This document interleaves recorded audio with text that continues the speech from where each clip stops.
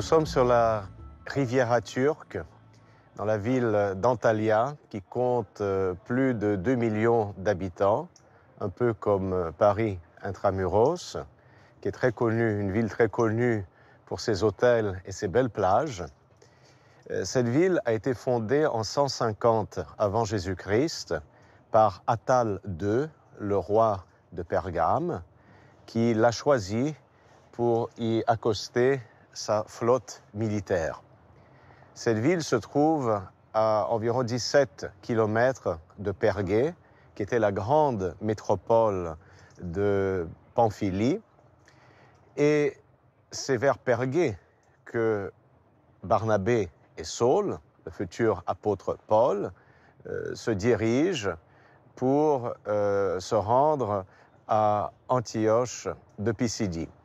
Le livre des Actes des Apôtres nous dit que de Chypre, qui se trouve juste en face, Barnabé et Saul arrivent à Pergée. On ne sait pas trop par où ils sont passés, mais puisque Antalya était le port de Pergée, on imagine que c'est par ici qu'ils sont arrivés pour ensuite prendre la route vers Pergée et Antioche de Pisidie.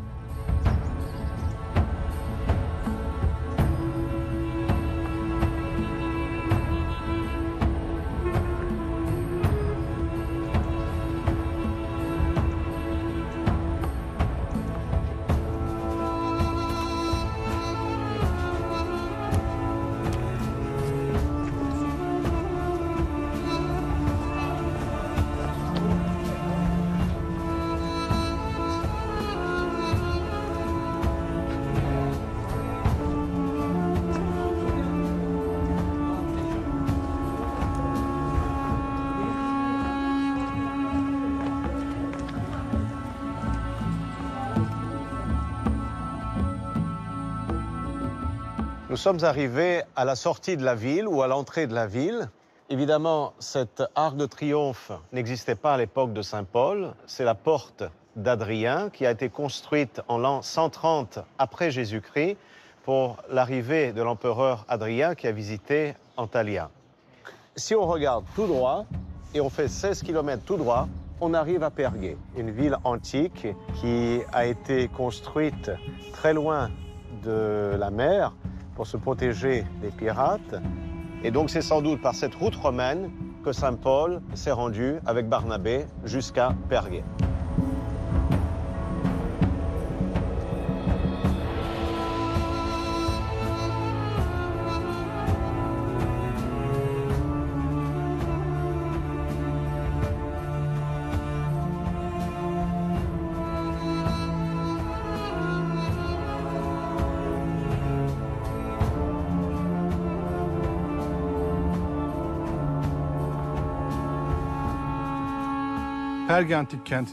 Nous nous trouvons dans l'antique cité de Pergée, cité dont le nom le plus ancien qui ait été retrouvé est celui de Parha. À partir des fouilles effectuées et de la consultation des sources antiques, nous savons que Saint Paul a effectué un voyage à Pergée et qu'il s'est ensuite rendu à Antioche de Pisidie et qu'il est repassé par cette ville de Pergée lors de son retour, avant de poursuivre sa route. Le fait que Saint Paul repasse par Pergée lors de son retour de voyage missionnaire montre la grandeur de cette ville. Les vestiges trouvés à Pergée ont une grande importance dans l'histoire du christianisme. Les plus imposants sont bien sûr les basiliques. La disposition de ces basiliques au sein du tissu urbain de la ville nous fait penser que les premiers chrétiens ont édifié ces basiliques sur les anciens lieux de culte païens et qu'ils n'ont pas modifié l'urbanisme de la ville qui est resté intact depuis l'époque romaine. Dans la ville basse, nous avons identifié les vestiges de 3 basiliques dont les murs sont encore visibles aujourd'hui. L'une d'entre elles, la basilique sud, se trouve juste derrière moi. Il s'agit d'un édifice assez spécial, en raison de sa structure de transept. Cette basilique compte aussi 3 nefs, et l'on constate que les murs qui séparent ces 3 nefs sont particulièrement hauts. Les murs avaient probablement pour objectif de cacher la cérémonie de communion à la vue des catéchumènes. Nous avons constaté la présence de structures architecturales semblables dans la région voisine de Lycie.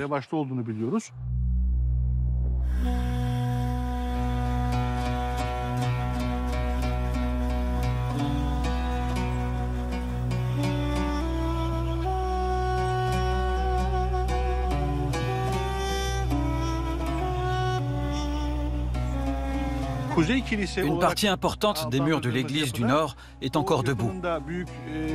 Nous allons y commencer nos fouilles. Il s'agit d'un bâtiment très grand, avec de larges dépendances, ce qui nous montre qu'il était tout à fait adapté à une cathédrale ou à un palais épiscopal.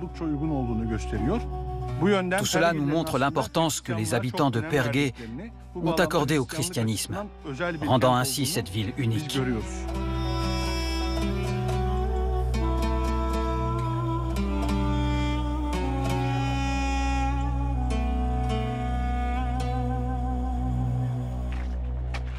C'est ici que Paul et Barnabé arrivent, et c'est ici que Jean, appelé Marc, va les quitter pour retourner au point d'origine. Peut-être que Marc a déjà été fatigué du chemin depuis Antalya pour arriver ici, et voyant devant lui les montagnes, il ne se sentait pas la force de poursuivre la route. Peut-être y a-t-il eu un désaccord entre eux? Peut-être était-il chargé d'une autre mission? On n'en sait rien. La seule chose qui est sûre, c'est que Paul et Barnabé partent d'ici par la voie, la Via Sebastia, qui partait de cette ville de Pergé et qui allait jusqu'à Antioche de Pisidie.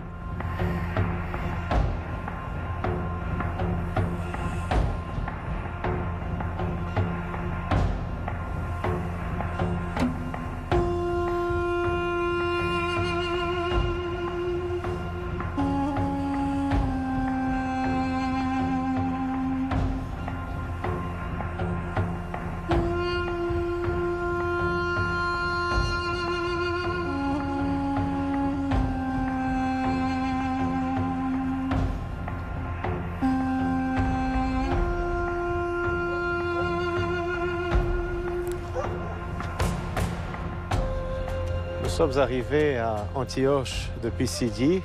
On dit que Antalya, ça prend environ 5 jours de marche. Mais je connais un pèlerin récemment qui a fait la route à pied. Il m'a dit que ça lui avait pris 1 mois pour arriver jusqu'ici. Alors pourquoi le saint apôtre Paul est venu jusqu'ici? On peut comprendre, d'après le récit de saint Luc dans les Actes des Apôtres, au chapitre 13, on nous raconte que l'Esprit Saint a choisi Barnabé et Saul pour une mission. Et ils partent donc de la grande Antioche. Ils vont à Séleucie, et de là ils s'embarquent en bateau pour Chypre. Ils traversent l'entière île de Chypre, allant de Salamine jusqu'à Paphos. Et ils sont accompagnés de Jean, appelé aussi Marc, que la tradition de l'Église identifie avec Marc l'évangéliste. Et à Paphos, il y a un événement, je pense, assez marquant. Saint Luc raconte que Barnabé et Saul convertissent le proconsul Sergius Paulus à la foi chrétienne. Le proconsul, c'est un peu le gouverneur de l'île. Et c'est à partir de ce moment-là que Saul de Tarse prend le nom de Paulus, Paul. Et de là, il décide de se rendre à Antioche de Pisidie. Antioche de Pisidie, à l'époque de Paul, était une colonie romaine. Et les archéologues ont retrouvé ici le nom de Sergius Paulus. Donc sans doute que Sergius Paulus, dont il est question à Paphos, sans doute était-il un Romain qui avait de la famille ici. Il se convertit au christianisme par la prédication de Barnabé et Saul.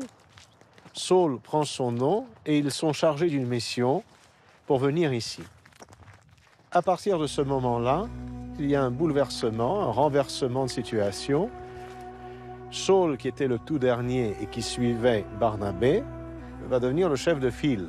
La prédication sera de Paul et Barnabé.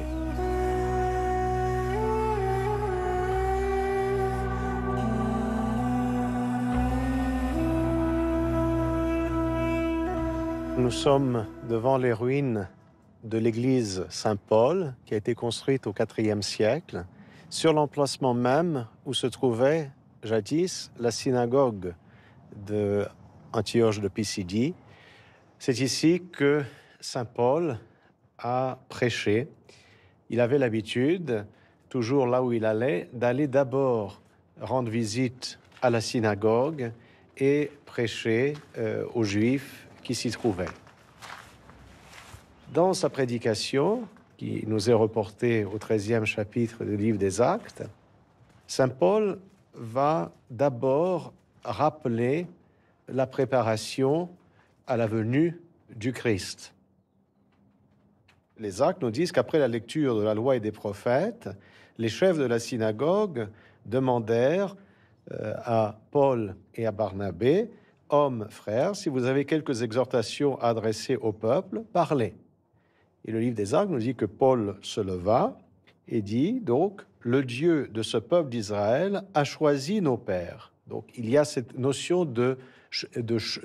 d'élection, de fait que le peuple hébreu était choisi.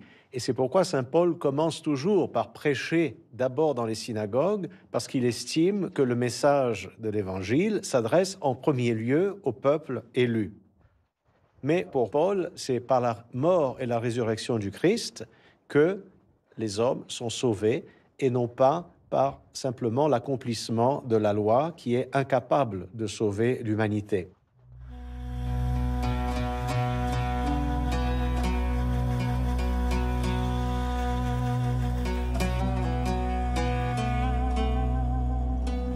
La prédication de saint Paul, ici à Antioche de Pisidie, a suscité l'intérêt des Juifs et des prosélytes présents. Et à la fin de son discours, dans le 13e chapitre du livre des Actes, il est dit qu'on leur demande, à Paul et à Barnabé, de revenir dans cette synagogue le samedi suivant. Et ils reviennent le samedi suivant. Et durant toute la semaine, la nouvelle s'est répandue dans toute cette ville. Et on raconte que toute la ville a été convertie par ce message et sont venus écouter Paul le samedi suivant, ce qui a suscité la jalousie, sans doute des rabbins du lieu.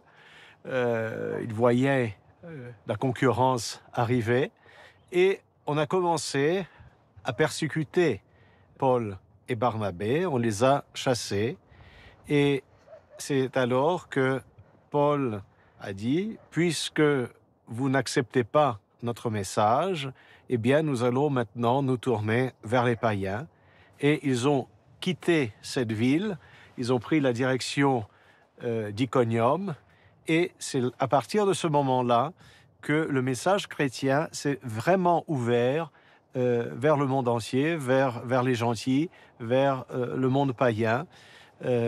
Et donc Antioche de Pisidie est vraiment un lieu où le message du christianisme devient un message universel. Le chapitre 14 des Actes des Apôtres nous raconte qu'après avoir prêché à Antioche de Pisidie, Paul et Barnabé se rendent d'abord à Iconium, puis à Lystre, puis à Derbé, toujours en suivant la voie Sébastien. Après avoir prêché à Derbé, Paul et Barnabé reviennent en sens inverse sur la Via Sébastia. Donc ils retournent à Lystre, ils retournent à Iconium, ils retournent à Antioche de Pisidie, puis ils arrivent ici à Pergé.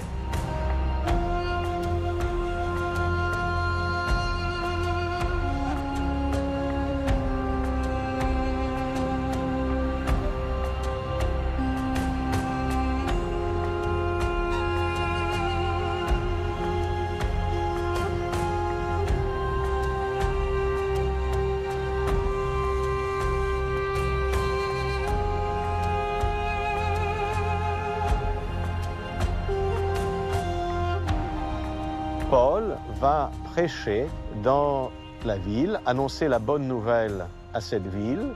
L'auteur des Actes des Apôtres ne nous dit pas où exactement il a prêché. On peut penser qu'il a prêché dans une synagogue, bien que les archéologues de cette ville n'aient pas encore retrouvé de traces d'une synagogue à Pergé. Toujours est-il, ayant annoncé la bonne nouvelle à Pergé, Paul et Barnabé retournent d'où ils étaient venus. Les Actes des Apôtres nous disent qu'ils retournent de Pergé à Antalya, où ils prennent le bateau pour retourner vers la grande Antioche. Le passage de Paul et Barnabé en Pisidie et en Pamphylie a porté ses fruits et très vite, des églises locales ont été fondées dans diverses villes, comme par exemple dans la ville antique de Sidée.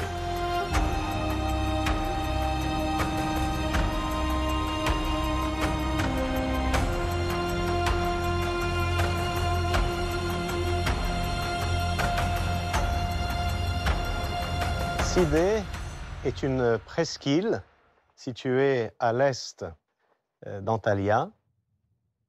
Étant une ville de l'Empire romain, Sidée était ralliée à Pergé par une voie romaine.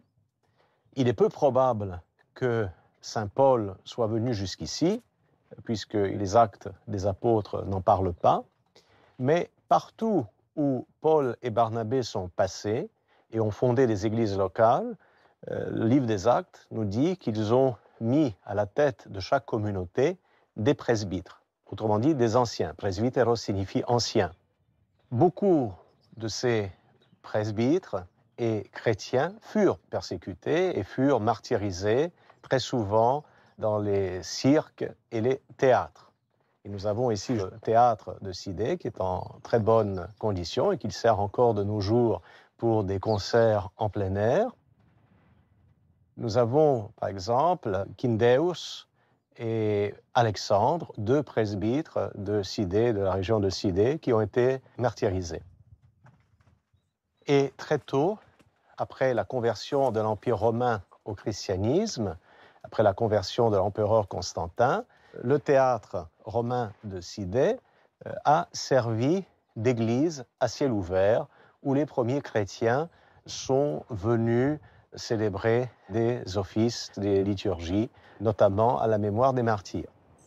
Et puis par la suite, après le IVe siècle, donc vers le 5e, 6e siècle, nous avons cet immense complexe qui fut construit, qui comprenait une très grande basilique, sans doute dédiée à l'apôtre Paul. Nous avons les traces de l'existence d'une basilique dédiée à saint Paul sur le site de Sidée, incluant le palais épiscopal, là où nous nous trouvons. Ceci était sans doute la chapelle privée du métropolite de Sidée, et un baptistère. Donc nous voyons que Sidée devient par la suite, comme héritage de la mission et de la prédication de l'apôtre Paul, un centre ecclésiastique très important.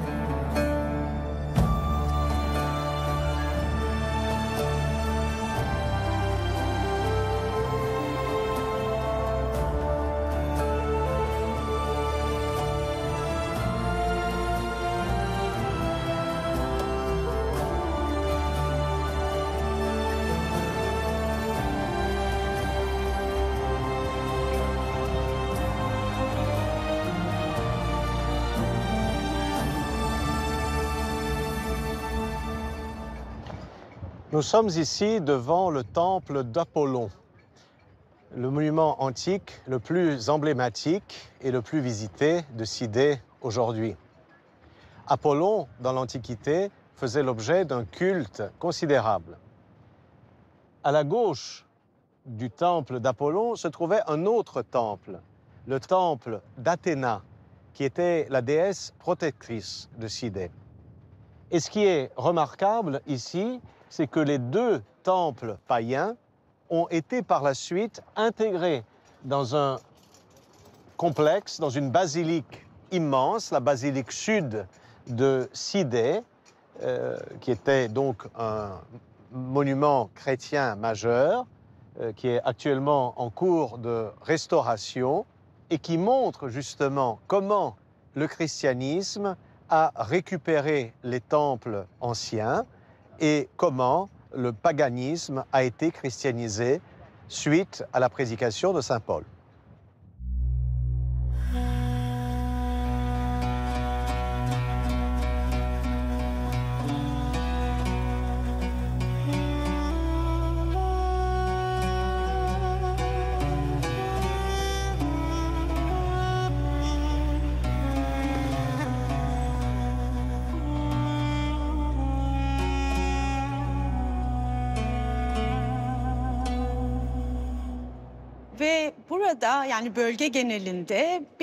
Nous savons que le culte d'Apollon était très implanté dans de nombreuses cités de la région.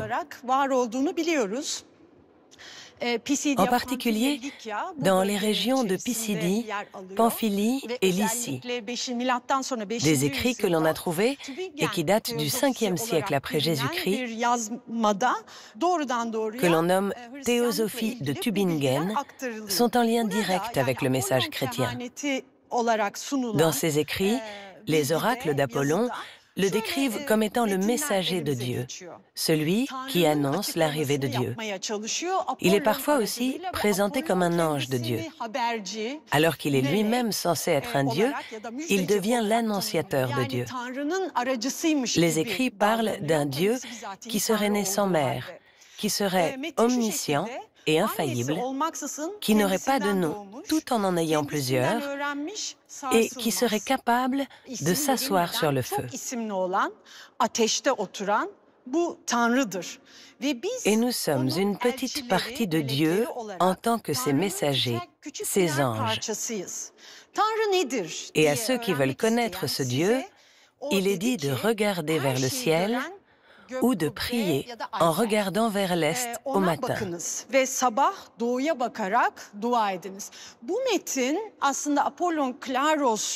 Ce texte est extrait de l'oracle d'Apollon situé dans la ville de Claros. Mais c'est un texte qui était connu des chrétiens. Ces textes vont être très largement utilisés par les premiers messagers chrétiens, comme saint Paul, mais aussi ses continuateurs qui tentent de faire accepter l'idée d'un monothéisme et de convertir les païens. L'existence de ces textes a donc, selon les chercheurs, préparé les populations de l'Anatolie du Sud et du Sud-Est, de cette région d'Antalya où nous sommes, à la parole chrétienne.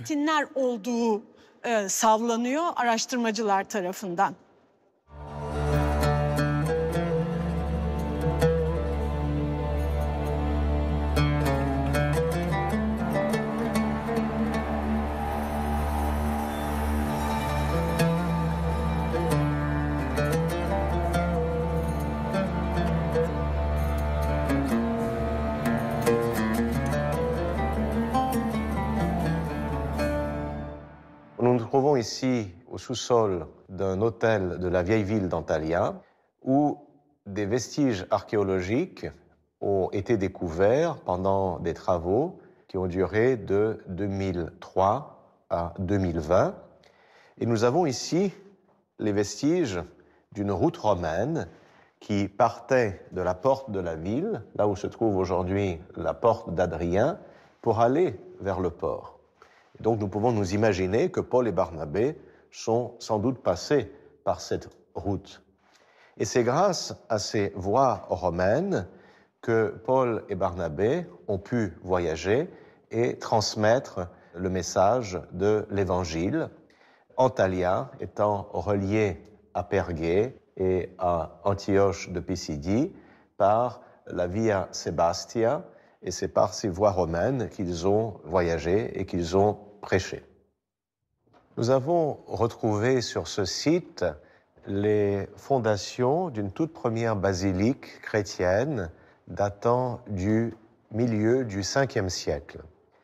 Par la suite, une autre basilique chrétienne sera construite au 6e siècle. Elle sera transformée en mosquée au 16e siècle.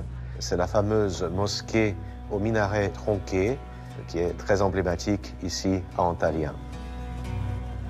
De même, la tour Ederlik au port a servi d'église dédiée à Saint-Georges durant la période byzantine. Voilà, donc Paul et Barnabé reviennent après ce long voyage antalien pour prendre le bateau et retourner d'où ils étaient partis, à Antioche la Grande, là où ils rassemblent l'Église pour raconter tout ce que Dieu avait fait avec eux et comment Dieu avait ouvert les portes de la foi à toutes les nations. Et c'est ainsi que prend fin le premier voyage missionnaire de l'apôtre Paul, un voyage missionnaire décisif qui a fait du christianisme une religion universelle.